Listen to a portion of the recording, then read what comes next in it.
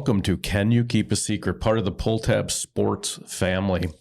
Tom, how's life? What's new with you? It's going great. There's not a whole lot new, but it's going pretty good. We went on a golf trip. It was fantastic. What did you think of it? What do you think of playing 36 holes in one day? Not a fan at all.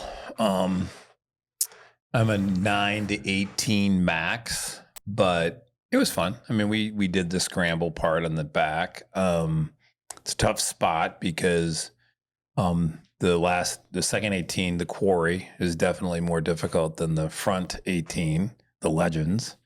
But it was fun. I had a good time. You? It was good. What did you think of the signature hole at the quarry? I loved it, but Nick Guzzo hated it. He mocked it. Yeah, he found it to be underwhelming. Very underwhelming. You know, when you look at signature holes, I don't even know how they come up with that. Do you? Well, I think like if you look at the Giants Ridge, we got the giant bear print. That's pretty cool. Dope. That was super cool. It gives you some Jurassic Park vibes, like some creatures had walked through here and made the sand traps and such. You think they did that? I don't know if that's a real footprint or not. It might be. It could be man-made. Did you find the mosquitoes to be also Jurassic Park sized? Yeah, because I have something on my ankle bone that I think the swelling should come down sometime in 2026. I think when you get a bug bite and it immediately turns into a bunion, that's a serious pterodactyl. Actually, mine is like I almost feel like I have a walking boot on. Another surprise, how easy it was to get gluten-free buns in Evelyn, Minnesota. Yeah. Do you think like Mayasich is celiac and he's just been to some of these? They were all over. Yeah, I mean, I think it goes to show you how woke and progressive Evelyn and Gilbert is. Yeah, you were in heaven. Every place we went, it was just like done. I just want to point out that we bought a breakfast sandwich from a window at a golf course where they had being destroyed by mosquitoes. And the bug spray they sold us, I believe, came in a gasoline can. I think they got it from Chernobyl. And I asked her as a joke, I was like, hey, obviously you probably got a gluten-free bun for the breakfast sandwich. And she said, you bet I do, honey. I think she called me honey. Nothing's better, though, to go into Nick's bar in Gilbert with four guys who they know are definitely not from there, ordering White Claws and asking about gluten-free crust. And nothing reeks like Metro douchebags. Did you think that my joke went over well there with if your name's Nick, do you get a free drink? I think it didn't go over well, and then you kept tripling, quadrupling down on it, so I think that made it worse. It was doubly offensive because each time I would ask, I was asking a different waitress. Right. But my brother thought they were all the same waitress. Well, the best part is you notice where we sat there, and it wasn't that long, but I think during the time we showed up, there were three waitresses behind the bar, and by the time we left, two of them were sitting next to us. Yeah. And so I think that kind of sums up the nightclub. That wasn't our place. I also want to point out, we did the old man thing. So there was four cart girls that we would have interacted with in 36 holes. And we said, we did like the old guy thing, like, hey, where would you guys go out? If you were going out on a Friday night, because you want to be someplace where there's some young people. And one of them recommends a place. I think it was called the Whispering Bird. Was that what it was called? I think that's what it was. Yeah. Yeah. So we walk in. It smelled like kidney dialysis in there. It's filled with old people. So she clearly was like, for you, I would suggest Friendship Village. Yeah. There's lockers. There's lockers for your alcohol. There's hot tubs that you can get raised in and out of. It wasn't a great feeling to walk in there and go, this is what she thinks of us. No, it's so funny too, because, even today I was at a place in Stillwater where you got to get the right people out there that can, like our bartender that we had at Boomtown. Great. Just phenomenal. Alex. Great personality. Dealt with our kind of nonsense. Understands that's part of the shtick. Quick with a smirk. Yeah. And good at their job. But man, that girl that sent us that way, she was about as happy to be out there as me at the dentist. Her name was Autumn, and to be fair, it's summer, so yeah, that's true. This is not a great time of year for her. Yeah, that's true. I put my jet ski in the water last night. I thought of you. Is that a metaphor for something? No, that's you a actually euphemism. did it. Oh, no, that's a real jet ski. There you go. You're always one step ahead of me. So right across I thought the a street, euphemism was some lung disease. I don't know. That's emphysema. Sorry. Euthanasia is where you kill someone that's I'll old. tell you what, then throw that on me later this week. But the jet ski is parked across the street at my neighbor's dock, so I don't even have to walk down to the shared dock.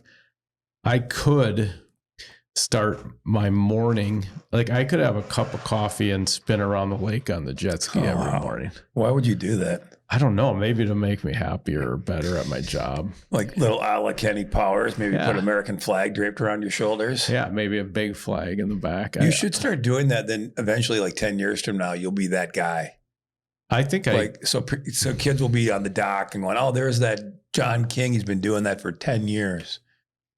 Not a bad way to start the day. I think you're right, though. Big stick with a flag on it. Yeah. You know how sometimes you just see a pickup with like a wooden stick and then an American flag flapping in the bed? Yeah, I think it's got to be like that. Oh, I think it's a great idea. Same people that have like "We the People" painted on the back of their truck window. I think we saw a couple of those up there. That's when you don't want to cut those people off. Those people, there's a simmering anger beneath them. Hey, so we got a couple sponsors that we should talk about. Have you tried your Chill Boys underwear? I haven't. I think my son Connor has, and he liked it a lot. I will. Did the underwear? Do you know if the underwear cooled your son's privates? Haven't had that in-depth conversation with him yet. He didn't cover. Probably won't. Can you give me a signal if it made your privates cooler? Yes. Okay, Connor's here. He said it did. I don't think that's the language they use. I don't think they say privates on Amazon at all. But Chill Boys, bamboo boxer briefs. It's like menthol for your man parts. It everything feels cooler. Comfort where it counts. Well priced. It's going to come in almost like a zipper bag. It feels like it just came out of the fridge on a August day where your AC kicks out and you're just putting your face in the fridge. Imagine doing that for the area of your body that gets the most swampy. That's what Chill Boys is all about. Keeping things cool, comfort where it counts. Check it out at chillboys.com. That was they should pay more for that. I know, that was a lot. Hey, I want to get into your you did something on the trip that was so cool.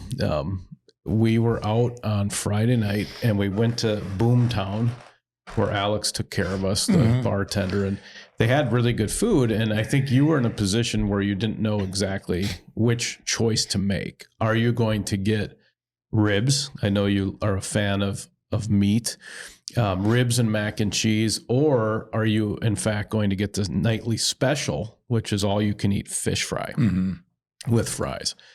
And what did you decide to do? I got both. You got both. And they brought out two kind of cookie sheet situations. They set them exactly even in front of you.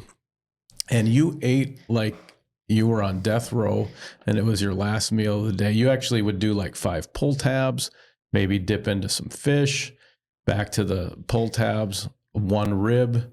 You were so calm. You were at your own pace.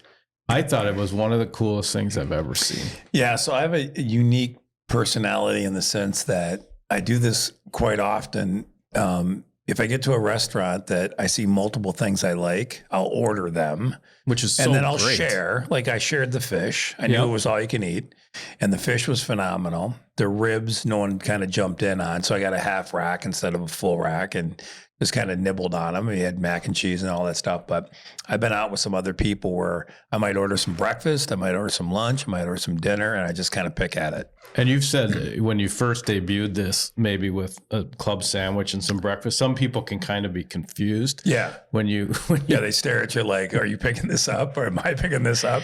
But I just kind of pick at it and then I share it. I just love the pace of it. It was one of the cooler things I've ever seen. And if you can wash it down with Fireball and a White Russian. Yeah. So it was good. And we won some tabs.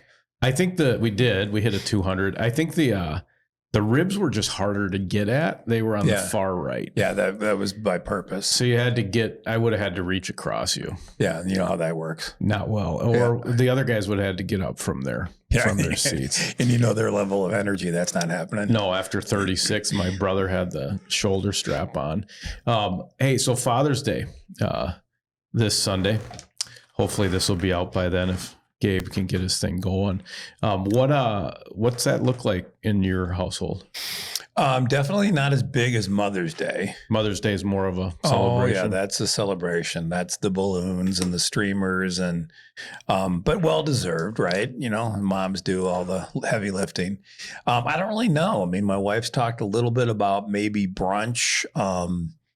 Do some. I guess Stillwater's got some county fair with food trucks. Okay. So we may check that out. I don't know. It'll be pretty chill. How about you? I don't know. I like to have it be a day where I get to control what we do, you know, like So maybe what does that look like? I used to like watching the original Top Gun on Father's Day. I probably will still do that again because I like when Viper's like, you'll get your Rio when you get there. And if you don't, call me, I'll fly with you. Wow. That makes me think of my father. Your father was a fighter My pilot? father's still, no, and he is not. He's still alive as well. Love you, Dad. But Maverick's dad had passed. So I think it's a good Father's Day movie. Top Gun? Yeah, Maverick's dad died. Remember when Goose died? That's a pretty good moment with You got to let him go, sir. He abandons his 2-year-old son who ends up now being his arch nemesis in Maverick. Both can play the piano. Movie. The piano line is strong in the Goose household. They both, and the Hawaiian shirts and the mustache. Yeah, you know, not to get off topic, or it's on topic, but off subject. They look identical. Miles Teller looks exactly like that Anthony Edwards. Yeah. I mean, very similar, not identical, very similar. So, okay, so keep going. So Maverick. So I like to watch Top Gun on, I think grilling. I'm probably a little late on the golf. Like I don't have a tee time right now, so I'm probably screwed. I would have loved to play golf. What about, what do you grill, chicken? No, definitely not. Yeah, that's what I want for Father's Day. You know what I'm like? Hey, could we get some chicken? What did you say? 5 minutes on each side? Yeah, I would prefer a burger or a steak. As a matter of fact, I don't even really need to grill. Someone else can grill. Oh, that's funny. I like a thoughtful gift, not just a throwaway golf shirt or something. Like actually, like spend a little time thinking about it. Didn't Stacy buy mittens? Or didn't you buy us something? We had a coat. We had a strange birthday. Yeah. April 25th. So almost summer. Yeah. Yeah. Winter gloves and winter jacket. For sure on sale. So I think that's a sign you're getting older. Like when somebody buys you something because it was a deal, right? Yeah, it's like if you buy Christmas gifts the week after Christmas for the following year. Oh yeah. We've got some people in our DNA that do that. That's like saving half of a Diet Coke with tinfoil on top of it and putting it in the fridge. My wife's mother, who's great, she avid shopper after the holidays for things for the following year. We have a big guest on today. I know. What would he even be? He'd be like the grand poobah in the college hockey coaching food chain. He's basically on top. Like the Nick Saban? Yeah. Bob Motzko. We're going to dig into it. You know, they've been to the Frozen Four 2 years in a row. Mm-hmm. This year it's in St. Paul. So we're going to get into Bob a little bit, but I'm going to do a couple sponsors here. Does Will Anderson do your insurance? No, but if he called me, I might take a look at it. I'd like you to do that. He'll save you some money. So I like Will. Willie's a former golfer, so it's relevant that he's on today. He does home, auto. He just picked up commercial insurance. So what's that? Like stuff that we would do? Yep. Or if you owned a handful of pizza shops or maybe you got a bunch of Jersey Mikes, he can insure that as well. He could insure Green Screen Studios. I wonder if Gabe's called him. That's Willie Anderson. He's going to explain insurance like it's a children's book, and he's basically going to insure you like it's his own family. I like that. I was just going to say, he's going to insure you like a child. He used to say, as a rule, stupidity is covered.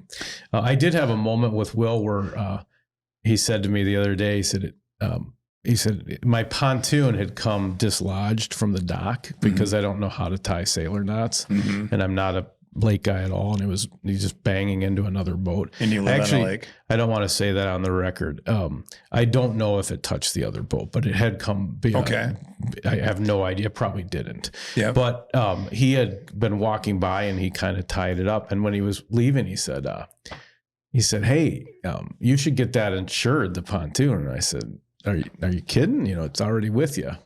Yeah, no, didn't have it insured. Oh, really? No, didn't even add it. So I've been living like dangerously since 2017. Especially in that pontoon, the way you do it. Luckily, all I do is go from the dock to the beach, drink, and then back to the dock. Responsibly. But it's going to be insured now by Will Anderson. So I got a good pontoon story really quick. We were in Balsam Lake last 4th of July. Connor remembers this. And we rented a pontoon, which was part of our rental. And so, of course, I'm not good at anything, but I'm like, all right, you're the dad, so you have to drive it. So I'm tooling around Balsam Lake, pretty easy, nothing dramatic. We're having the time of our lives until we have to dock it. Terrible. With the wind. Oh, but the best part was my daughter's boyfriend, Connor, my other son, Cam, they jumped out. They were so pissed because I couldn't angle it in the right way. I'm YouTubing how to angle the frickin' boat in. And then, of course, then the next time my wife's driving and she parks it like she's a semi-truck driver of 50 years experience. And I think it was so totally different. Unreal. I think she just got lucky. Yeah, it was pretty funny though. That's like you were on the tee box and it was super windy and then she tees off and it just immediately stopped. Well, then my whole life's pretty windy. I don't know. I don't feel confident. I think you have to be second generation lake person to feel comfortable out there. Yeah, I definitely think there's a confidence with people that know what the heck they're doing. You know what I'm saying? Yeah, if you were sitting on your dad's lap steering a boat when you were like 4, putting an anchor in and out when you barely could lift it, it's all good. If you're someone like us that comes in late in life, we're just an accident waiting to happen. Wow. It's only a matter of time. Yeah. And the best part too is the people are so nice and forgiving about it on the lake. The people that know what they're doing are the best with people that don't know what they're doing. They try to welcome you into the group. Yeah. Yeah. It's unreal. Come on in. The water's warm. Yeah. How can we help you? Yeah. It might be one of the toughest crowds you're ever around. All right. We're going to do one more ad read before Bob gets here. Why don't you pick which one we do here? How about a little Jimmy's? Yeah. Well, it is slaw season. You had some bad coleslaw up in Evelyn. Yeah. The only thing that wasn't great. It was super. It was just super bland. Well, if it had been Jimmy's, you would have had 3 slaws to choose from. Original, pineapple, fat-free. It wouldn't have been bland. You would have saved a spot at the table for slaw. You would have not slept on the slaw because it is slaw season. And it would have been delicious. Crunchy, Minnesota made, family run, down from Stewartville, Minnesota. I'm going to see the Jimmy's guys tomorrow. We're going to go to a concert tomorrow night. Who are you going to see again? I'm going to see Tyler Childers. At the Armory? At the Armory. Nice. With the Salad Barons from Stewartville. They're coming on in. They're going to say to Tyler, "Don't you be messing with my dresses." That's the best these mics have sound. I'm not used to the noise canceling. Literally, that is so creepy. It's unbelievable. It's great. So yeah, don't sleep on the slaw. It's slaw season, folks. If you got floating keys, if you've heard a leaf blower in the last 2 weeks, those are all signals that it's time to eat slaw and good slaw. So now we have the head coach of the University of Minnesota, Golden Gophers, back-to-back Frozen Four appearances, Ski-U-Mah, Pride on Ice, Mr. Robert Motzko. Do you watch Stanley Cup playoffs? We were talking about it last night. First round, everyone's glued to it. And, it's just a war going on in the first round. And now, a couple of series, weren't real good. And I shouldn't say they weren't as exciting as the first round. But now we're peeking in big win by Florida to get back in the series, but they're up against a tough spot right now. I know. What do you think of Kachuk, a guy like that, just running around and chewing the mouth guard? Chip off the old block, his dad. It's a genetic thing with that family, but talent, tough, ornery, and I really think he's willed that team. He's willed them to get better, and guys buy into that grit and that toughness, and he's just had a heck of a year. Are there any lessons from the Stanley Cup? Like, I do a thing with Carter with the Wild, and he swears that warm climates do better in the Stanley Cup because of like vitamin D, and he says, it's returning to big, giant players. And you kind of see that with Vegas. Vegas is a big, heavy team with a lot of depth. As you watch it as a coach, going through that, do you pick up anything like, it seems like goalies, or do you get anything out of the Stanley Cup? I mean, I think all of us coaches, I know we're taping all the games, and then we might pick apart special teams, penalty kill, power play things. I think the big thing that's caught my eye again once more is like Florida on their forecheck, like how tenacious they are and get on the puck. And some teams that were having success were those teams. And then with Vegas, their decor is monsters, and they're just hard, and they're very well coached, and they just don't give much up. But I've loved the aggressiveness. I love the teams that get after it, and that was the excitement with you got to stay healthy. That's the thing that you don't know. None of us know what's going on behind the scenes with those teams. There's players that are wore down. There's players that will go into surgery right after the season, and so it's a war of attrition for a lot of those teams. But I like the aggressive teams, the teams that get after it, and with tenacity, and that's why I've really been glued to Florida. Yeah, they've been fun. So we're winding it way back. Austin, Minnesota. Best I can tell, Martin Zeller's 3 years younger than you. You got any overlap with the Gear Daddies front man down in Austin? Okay, I do, because I went to school with the Zellers in high school, so I'm not going to claim that we're all best friends. But now I don't know if it's true, but I'm going to go with it. My sister, one of the Zellers first, they played in our garage. I was gone, so I had a younger sister. So I don't know if it's true, but I'm going to go with it. That before they were the Gear Daddies, I love that they might have played in the garage. So, so we interviewed Martin back in the day, and he said growing up in Austin, it was rugged, meatpacking town, blue collar town. Learned some lessons. He had a little chip on his shoulder coming out of there. What was it like for you growing up in Austin? I just remember sports. There were 500 in my graduating class, so it's when people hear that, it was a big high school. It's a big school. But football, hockey, baseball, and in our group, we just rolled from one sport to the next. But that's all you had was that kind of drug you through. And we moved into Austin, and my next door neighbor, Jim Sack, he's the brother of legendary John Marshall coach Gene Sack, was the president of the Youth Hockey Association, and he knocked on our door and said, "How many boys you got?" My dad said 3. He goes, "All right, they're all playing hockey." And that's how I got into hockey. It's like the census. You had no choice when the president's right across the street, and everybody had a pile of kids, and you just played sports, and you went from one to the next. And in Austin, historically, great sports town. They dominated in the 60s and 70s with 50, 60s, 70s with football and baseball and basketball. So I was very fortunate to grow up there. You ever eat Spam? I never had Spam till I met my wife, who had lived in Hawaii, and it's a big thing in Hawaii. Yeah. Never had Spam at all till. You? I know, but I've heard like even hipsters now, they do kind of like the pineapple Spam pizza and stuff. Okay. Like I think that might be, I don't know what you're, Yeah. what do they do in Spam Hawaii? I guess it's just a great it's one of the things they got there that everybody's into. I bet it's on that King's Hawaiian bread, that sweet bread with a little spam on it. We should try that. I like Go maybe get some we today. should do that for the Gophers this year. Hey, what were you like as a player? You know, I was looking back. Waterloo Blackhawks, Austin Mavericks. You won a Clark Cup, Anderson Cup with Dubuque. You're spending the month of June looking at every player on the planet. What would young Bob Motzko have looked like? You know what? What would your notes say? I was the best summer hockey player that there was. I wasn't that good in the winter, but I could really play in the summer when it was open hockey, not a lot of hitting.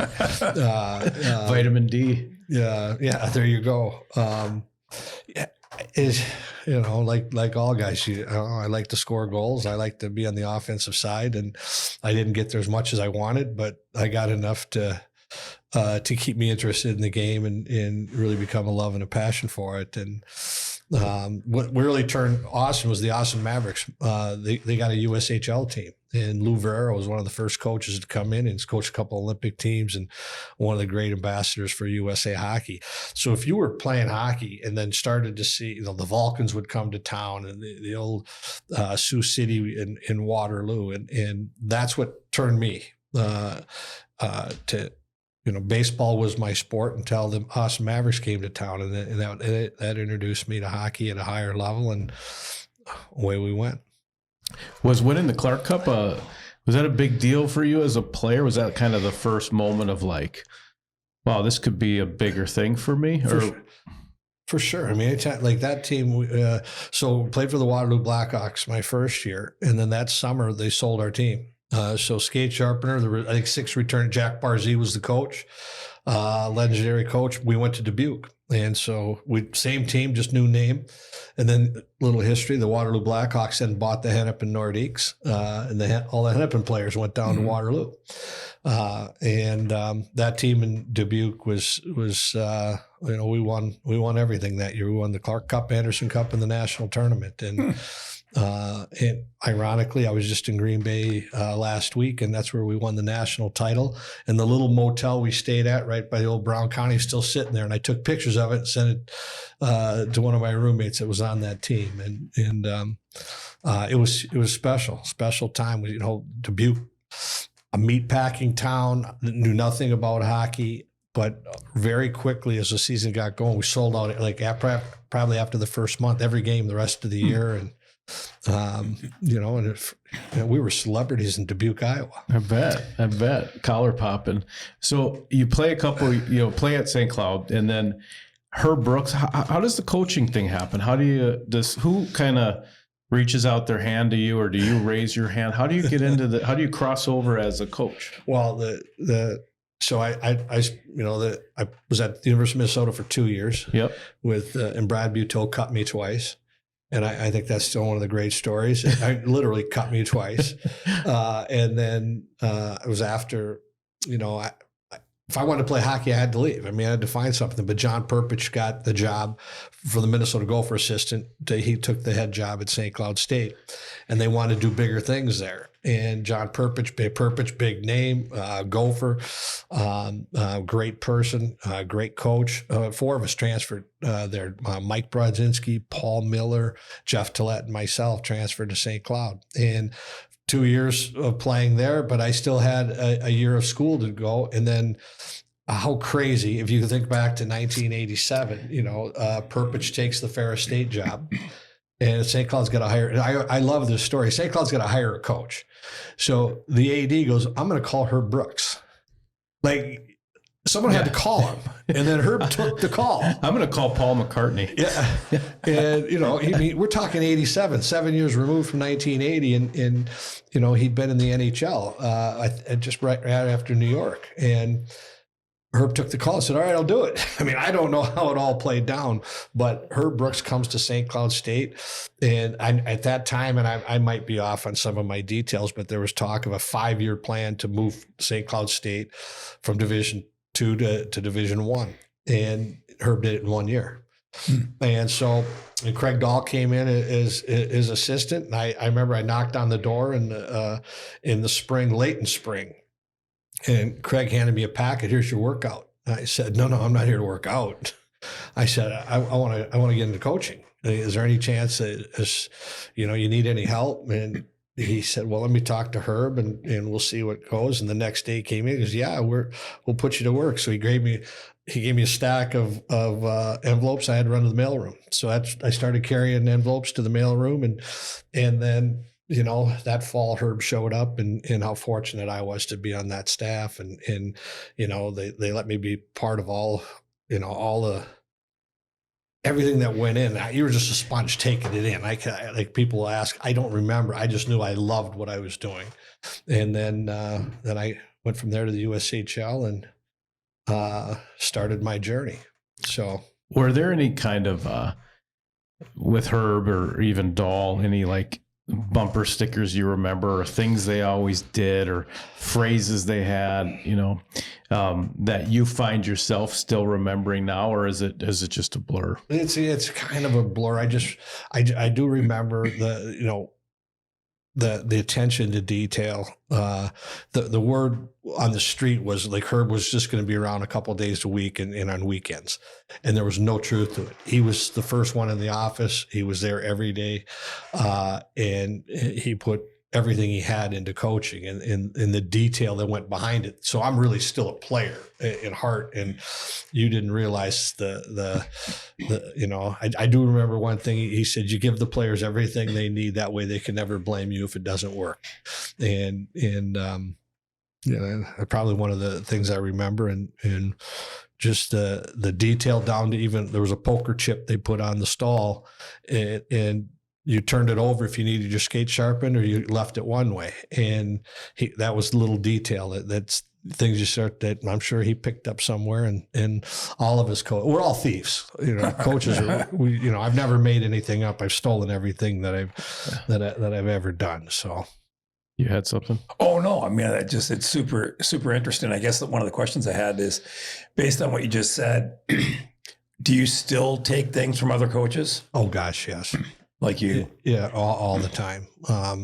And what was healthy for me in my, I don't want to talk about my career, but I worked for all the Italians, Serratori, Lucia, one Ukrainian in Gwozdecki, Mazzolini, Herb Brooks, and I moved around, and never by a design, because sometimes, and I've told that to a lot of young people, like the experience that I got from moving to run my own program in the USHL, be an assistant coach for Serratori, for Gwozdecki, Lucia, Mazzolini, you can't help but pick stuff up. I mean, it was invaluable, and those are just the head coaches.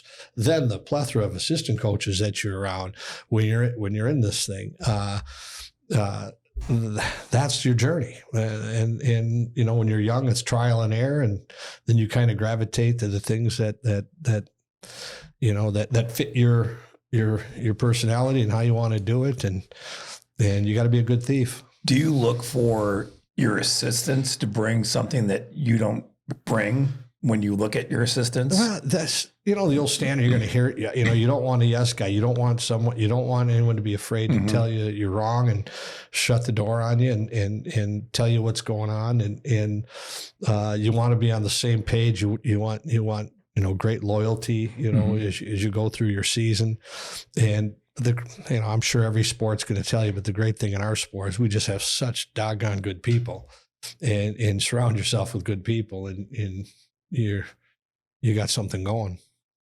So let's talk about you got a big group coming back. It's pretty amazing. Frozen Fours in St. Paul this year. I remember at the press conference when you said something about Logan Cooley coming back, and I thought you were joking. Just like you said, like, well, it's going to be even better next year. And you were basically just laughing, like, because obviously he's gone, and then he's staying. Did you know at the time he was going to stay, and you were just kind of tongue in cheeking the media, or it's amazing, all these guys coming back, right? Cooley, Close, Snuggerud, it's going to be great. Yeah, I honestly, deep down, I felt, he definitely could have left, but I felt all along he'd be back. I really did. and I'm only going, what we've had going, like last year, it started a year ago when Brock Faber walked back in, and I'm coming back, coach, and no meeting from me. And Lacombe comes back, Ryan Johnson comes back. And those guys, when players like that come back, the younger guys understand why they're back. Like that they're not back just for themselves or back for the program. They're back for the team. And that's, that's the greatest thing for a coach, is when you've got players that are all in. And we had, and we've had that. We've had it for some time. Kids that are really buying into their journey at the University of Minnesota and playing, Golden Gopher hockey, and it feeds itself. And then it just, on just a personal thing, the NHL is there. These players that come in, the track record, not talking just about Logan Cooley, but the players that stay. Oshie stayed 3 years. Jonathan Taves stayed 2 years. I mean, you go down the list, Boldy stayed 2 years. The list of players that have stayed 2 and 3 years. Blake Wheeler stayed 3 years. Alex Goligoski stayed 3 years. Far outweigh the one and dones in ice hockey. And those are things that you present and you show, and you hope, and I'm never going to hold a player back. Our thing, we'll put you, we'll drive to the airport when it's time to go. But it's a big bad world when you go to play with the big boys, and these guys have to grow up. But do you attribute that to the program? Meaning, because we were talking about this the other day, the U has such a legendary program that these kids know they're still going to be developed, right? If they take another year, plus plus they want to still be a college student. The experience is as important as jumping into something that they know that's there when they're ready. Yeah. Absolutely. I mean, I think it's one more step in education, because, no young player wants to hear it, but there is an end date. It's got an expiration date, and it's a lot earlier in life than these guys know. And a lot of them are, have to do something else. You just can't not do anything. Mm-hmm. And you get that from all the retired players that you have to have the alarm clock go off in the morning and have something you love to do. And so, education, not the only thing, but it sure does help. And, well, I think it's what an experience, right? So even, Nyes is playing in the playoffs. He's in Toronto. I'm sure everybody in the world knows who he is, good and bad, but he's also sitting in a room. Half the guys have kids, you can't underestimate being the big man on campus, rolling into Sally's, you're on the list, down the basement. I mean, it's a different experience. That college, it's no different than LeBron James wishing he was still wearing that green headband playing in high school. I mean, it's pure as pure as it can be, And those are your buddies. Those are your and you're just with buddies. your guys. Yeah. Everybody's the same age. You're all playing for free. It's great. And the great thing that and I've talked about it, that I'm so fortunate that, and I do. There are so many times I'm walking into Mariucci and I'm the coach here. I'm from Austin, Minnesota. I told the story a long time ago when I was an assistant with Don Lucia, and we were in the office and we had to do something up on the concourse, and we're jogging from up the concourse, and he stopped and grabbed my arm. He goes, "I'm from Grand Rapids. You're from Austin. You believe we work here?" And I go, "That's awesome. It's kind of cool. It is." And so I'm where I'm going with this is I fully know that I am. It's just my turn. I get a chance to run this program, but there have been so many legendary coaches that have been there. It's just our turn and to do our best job, but to watch our fans coming back right now, and our fans have never went anywhere. Our thing was there were a lot of reasons why, that things had gone a little sideways with our fans, and it wasn't just winning. It was, season ticket prices, the Big Ten. I think I'm going to go there. Everybody now is forgiving the Big Ten, and they think we had a choice in it. Mm-hmm. We didn't. Right. And it's pretty darn good hockey, but how exciting right now for all of us to be a part of that. And what happened with how our fans have come back here at Mariucci and our student section, the electricity in the building. But what happened in Tampa, that was crazy. to see. Oh, it was so great. Hey, well, let's talk about Tampa. Did you get any of those wings at Hat Tricks? No. Oh, you got to go. So that is the greatest spot for the Frozen Four ever, right? I mean, it was amazing, right? Walking around, and I heard you went on like a 5-mile walk or something. Did you get lost? Every day I did. I mean, the winter we all had, but everywhere you went, there were people all everywhere. You saw was gophers. And alumni. And I've been to maybe 13, 14 Frozen Fours, and you usually see all the jerseys run around.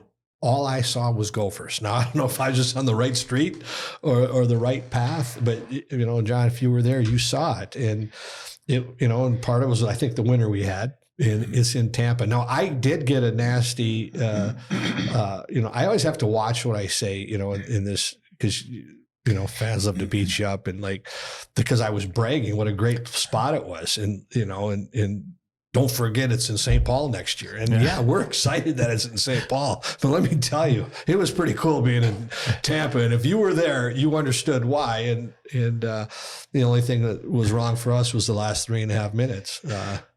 So it's funny. I watched the 2017 World Juniors. I was just looked at it today because you had coached that team to a gold medal. And it was amazing watching that game, because there's about 10 times Canada could have won the game, or you could have won the game.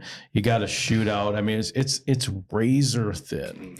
So when you get into a championship game like Quinnipiac, and you, even like Herb said, right, do everything you can so that they can't say you didn't do everything. I mean, once you get there, how do you process that? Because it's like a coin flip. It really is. It's a missed net. It's so many tiny little things that get analyzed. And you just nailed it. We could have lost that gold medal game. We were down by 2 twice, I believe. You were. Come from behind. Then it goes into a shootout. But it's a players' tournament, and I've always believed that I subscribe to the team with the most talent. It gets off the bus. The most talent usually wins, and you let your players play. You put them in the best positions. There was some crazy, like in Tampa, I was accused of playing a defensive third period. We didn't change. We were 22-0 with a lead after 2 periods. Mm-hmm. Do you think I changed anything after 2 periods? Right. Our guys were nervous, but give Quinnipiac credit. They're a good team. They were old and grizzled, and they were dialed in defensively, and it came down to, I still don't like the penalty call at the end of the game. And like a lot of people that they were able to go 6-on-4 and tie it up. That's sports. I mean, that's the occupational hazard sometimes of sports. And well, it's funny because I heard that same thing too. I'm like, this is a guy that would like to win a game 5-4 more than 2-1. And he's not sitting on the bench screaming, ice it to Brock Faber. I'm like, what am I missing here? But people go crazy. But the parity of college hockey right now, it is so hard to win a national championship. It's not like it was 25 years ago. I mean, I was sitting at that Marriott bar afterwards, and I'm thinking, damn, it's hard. Because the year before, we beat BU, we get to the championship, you're taking steps forward, but it's just razor thin. It's a penalty. It's a missed net. What was it like after the aftermath of that? Even your next week, what was the Tampa experience? How did it end up? Well, you're numb. Your kids put their whole heart, everyone did their whole heart and soul into that. The devastation in the locker room by our players, especially our older guys the Brock Faber put every single piece of his heart and soul into that. I'm just using him as one example. Yep. And I mean, they were devastated. That plane ride home that night, and it hurt. I mean, but we'll get back after it. I mean, you do it sports, and we're gonna, you can't help if you take this job, you got to put up with criticism. Yeah, especially here. Oh yeah, it's crazy. But I'll go to your thing on 25 years ago. at the start of a season 25 years ago, there were probably 8 teams that year that could win a national title. And the next year it might be a different 8 in a couple cycling. Yep. But maybe there were 12 teams that just cycled through that really had their only chance to win it. And now, we get 16 teams again into the tournament. And I know our fans don't want to hear it, or they're going to think, well, here's, coach, the parity that you have now. There might be 25 teams that could win a national title. It's just hard to get into the 16 now. And then the 16 teams that get in, you need 2 weeks in a row where everything goes your way. Yeah. And we were darn near flawless for 2 weeks. And I have to keep my focus on that with our program. And we did the right things. We have the right players. We have the right leadership. And we have to self-analyze if there's some things we can do better. But I couldn't be more proud of our group and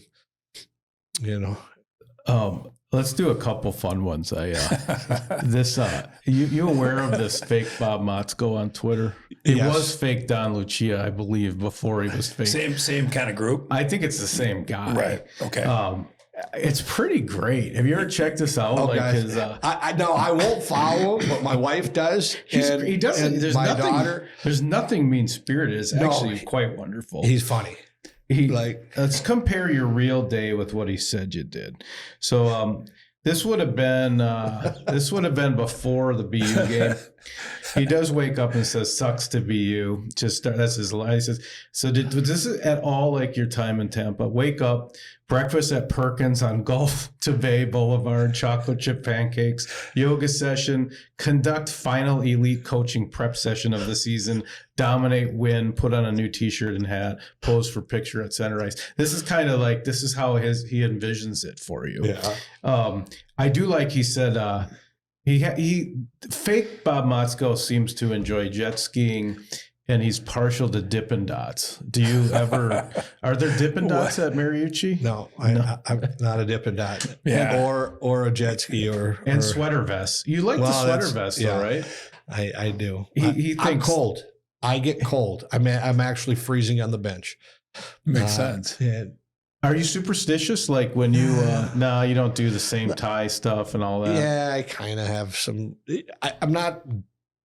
I have some quirks. If we lose, that tie is gonna, it's gonna go in the back of the, I'll bring it out a month later and dumb things, but nothing. I don't wake up every day with Do you have a routine that you're very regimented on though? Game day? Like if something kind of goes awry at the rink or something, that's a issue or not. I mean, you want things the way you want it. Yeah. I mean, it's our biggest routine for me is Monday through Thursday. Okay. That's where I want our guys in a routine on our Monday through Thursday, our prep work to get ready for the weekend. Coaches will actually tell you, like, there is nothing worse on Friday game day, especially when you're on the road and your hotel is you have to bus that you get to the rink 2 hours and 15 minutes. You just sit there. It's some of the, some rinks there's no TV or anything. At least at home we have the confines of home where, but Fridays are actually boring because you're waiting for the game. Our real work is Monday through Thursday, and that's where I like the routine.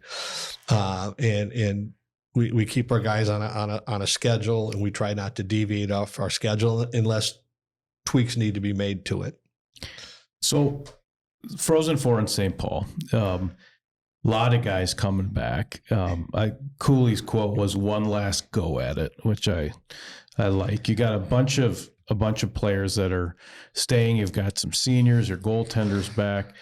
Do you feel you even open up at the X? I think against St. Thomas in a weekend series, right? Is it kind of like on the grease board already? We won't, like, we don't talk about championships and we talk about our journey that has to start at the start of the year and get our team playing stay healthy, be playing our best hockey at the end of the year. And then we'll have a chance at that thing. I mean, is it in the back? You don't take the job and know that's our job is to, get, we go after championships, in banner year, we call it banner season when you're playing in your playoffs and your regions. And and you're going for it when you coach this program, and so many programs now are doing that. So, is it a little special that it's in St. Paul? There's no question. I mean, I was on the bench and, as an assistant in 2002. That might have been one of the greatest sporting events that I'd ever been. And I was not at the 87-91 World Series, which to me would have been, the best. But that can't be far behind that overtime win. I was at that game too. I thought the roof was going to pop off at Excel when Kowalska did the Polish leap into the bench and to tie it. It was unbelievable. So it will be, if we can get there on the journey, it'll be electric. Hey, what's Bob Motzko, the dude, like in the summer? Like, not the coach. I know you're the coach all the time and you're very busy, especially in June, but like, are you listening to Twins games on the radio? Are you a boat guy? Are you a golfer? Like, what are you? What's the dude? Who's the man behind the? I do like the lake. I do like to be on the boat, and I'm an awful golfer. I used to be a bad golfer. Now I'm just an awful one because I don't go much. I went for the first time in 2.5 years. I went a week ago, and it wasn't pretty. No. I keep threatening to get back into it. You should play with us, then you'd be fine. Yeah, it's not good. If we break 100, we're thrilled. That's kind of the zone we're in. We're in. Okay. But 13 holes? Yeah, 13 holes. That's about all we like. We'd be right there with you.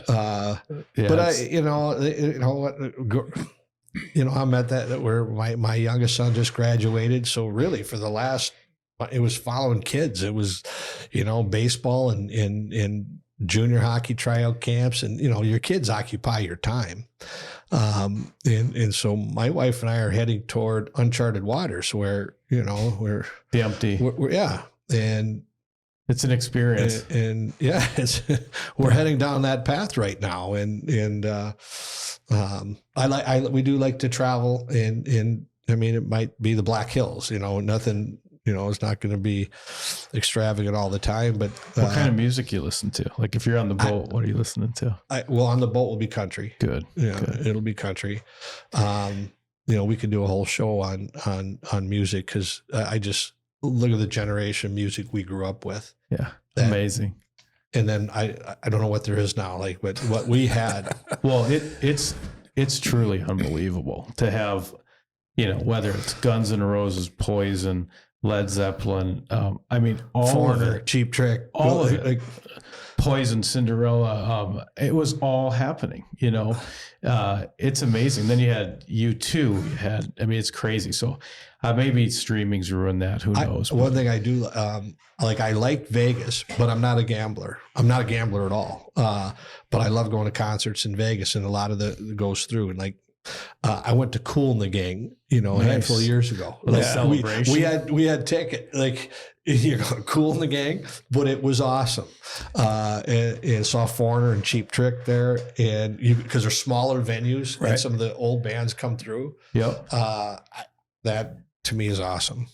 Well, we'll wrap up here, but I wanted to, I've noticed the phrase "pride on ice" is very much back on the program. I think you see that with these guys choosing to stay. Faber, the rest of them, 5 sections of students at Mariucci. I think, have you reached out to the alumni? You made an active effort probably to reach out to. So what has happened to kind of restore the raw? Something's changed. All this bitching about the Big Ten seems to kind of like we're getting to a point of it's coming back. What's crazy was the student sections, how they, since COVID, is in our student section sold out in 3 hours. It was a week ago that they announced that.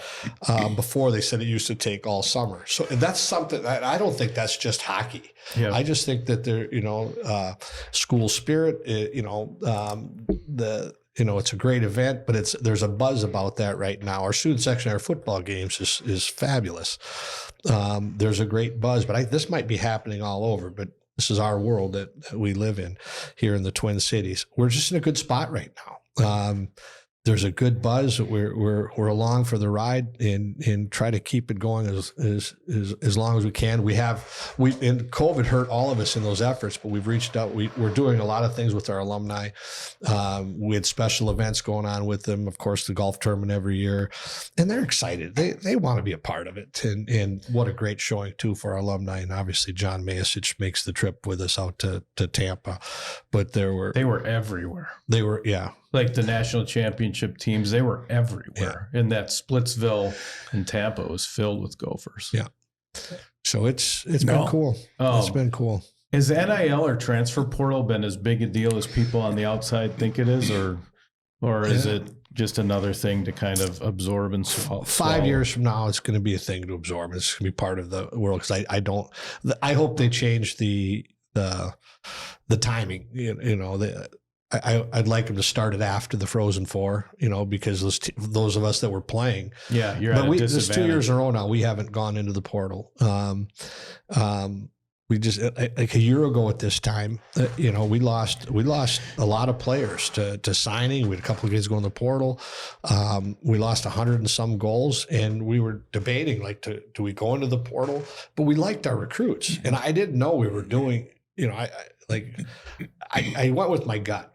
I liked our recruits. I wanted to stay loyal to them. So we brought 10 freshmen in, and they were terrific. And so there's going to be a day that we go in the portal. There's no question that I'm not, I don't think you can avoid it, but, it's a crazy world right now. Really, and really crazy in football and basketball. Oh, it's nuts. Yeah, well, the question I had is, like, with junior hockey, obviously with your background in that, do you see anything change in the next 5 years? Whether like the CHL or obviously the USHL's got it dialed in, but do you see any changes maybe? I don't. How can guys be making more money in college sports right now, and then you're going to say, they can't be eligible because they don't make much money up there in major junior. I don't know how you would stop it. But everything's in the courts, and that's what's changed everything. Our lawsuits and all those decisions are far above my head. But who are some of the big personalities in the Gopher room? I watched this fish on the Jumbotron at Tampa. Yeah. He was unbelievable. He should make a career out of that. He was so funny. Who are the guys coming back that kind of, when you walk in as a coach, you're just like, here we go. Well, our coach's room is, we're just off of the locker room, 12 feet away, but we hear Brodzinski every day. What is he saying? Stirs a pot wherever he can, and he'll probably go to, whoever's turn it is, he's coming your way, and you'll hear the dumbest arguments. God, they had one going this year, and I can't remember it now, but it was, they're going to text me, and I wish I could come back and tell you what they were arguing. You got dumber listening to it? Yeah. The things that they get into. Jackson Nelson, very quiet farm kid from Laverne, very quiet around me, but I heard he's absolutely one of the guys that kind of stirs the drink as well. But there's a lot of characters in that room. Yeah. And sometimes they're the players that I have no idea that they're quiet around coach, and then I'll hear, no, they're not at all. And it always shocks me. I love it. You're shrinking the rink. This year it'll be smaller, right? Hybrid? Yep. What is a hybrid? It's like in between Olympic and NHL, right? You're maybe 7.5 feet wider. We're gonna be 89 feet. So and it all had to do because of the water level. And I don't think no one's gonna care with it another year from now. But let me tell the Olympic rink was a fad that came in. I believe now there used to be a dozen in college hockey because of the Miracle on Ice, right? Yeah, that was the thing. It kind of happened. I think there's only going to be St. Cloud might be the only one left, and I could be off on that. But I heard Northern's changing theirs. I know New Hampshire changed theirs. Mankato got rid of theirs. But it does create more offense to be on the smaller sheet. Believe it or not, like I always say, soccer. They can play 1-0 all night long. And the bigger the ice sheet, the farther the puck is from the net. So and that's what we have to, win championships at the end. And it's going to be a good move. A little hybrid, so we'll still have a little more ice out there. 200 square foot more than everybody else. That will help us. But it's going to help our game. It really is. It's going to help our players want it. Any player wants it. NHL, we're going to have a lot of draft picks over the years. I think they're going to want their players on it. So it's a real positive move. Last question for me. You've really kind of brought a little blue collar to the Gopher program. One of the things I've noticed, and what do you want Gopher hockey to be, right? So if another coach is shaking your hand in the handshake line or whatever, like, what do you want consistently your version of Gopher hockey to look like? They were in a battle that night. You shake hands, and the Gophers brought a fight. They brought it to the game that night, and that is our sport. Grit, grit and grease, and you're seeing it in the Stanley Cup. How those players sell out to be successful. Yes, the game changes in the Stanley Cup playoffs. I mean, a lot of pressure on those officials, but they let some stuff go. It is so hard. Every inch of ice is fought for, but fans like that too. And you want to have a little grit in your game and a little snarl in your game. And what was your thing? 45 seconds of hell? Was that at your introductory press conference? That's what the shift was? I don't remember.